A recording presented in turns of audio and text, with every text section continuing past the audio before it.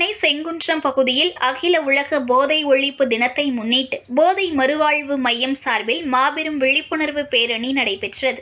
நாடு முழுவதும் இன்று போதை விழிப்புணர்வு மற்றும் ஒழிப்பு தினத்தை அனுசரித்து வருகின்றனர்.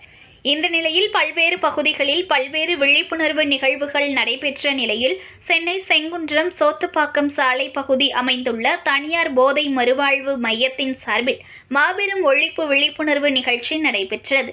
இந்த நிகழ்ச்சியில் பள்ளி மாணவர்கள், தொண்டு நிறுவன நிர்வாகிகள் மற்றும் காவல்துறையினர் என பல்வேறு தரப்பினர் கலந்து கொண்டனர்.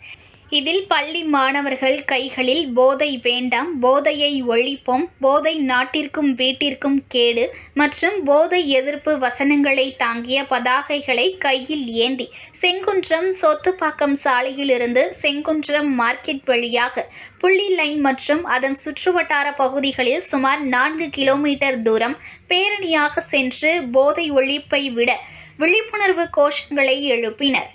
அதன் சுற்றுவட்டார பகுதிகளில் சுமார் 4 கிலோமீட்டர் தூரம் பேரணியாக சென்று போதையை ஒழிப்போம் என்ற விழிப்புணர்வு கோஷங்களை எழுப்பினர்.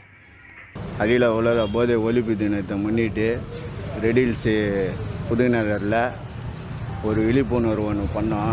போதை இல்லாத ஒரு சமுதாயத்தை உருவாக்கணுன்ட்டு. இன்றைக்கி போதையால் பல உயிர்கள் போகுது. நானும் போதை அடிச்சிருந்தவன் தான். போதையை விட்டு இனி ஒரு 5 வருஷம் ஆகுது. என்னால் முடிஞ்சதே மக்களுக்கு ஒரு போதை இல்லாத ஒரு இது அமையணுன்னு தான் இந்த உலக அகில இந்தியா உலக போதை ஒழிப்பு தினத்தை முன்னிட்டு பேரணி நடத்தினோம்.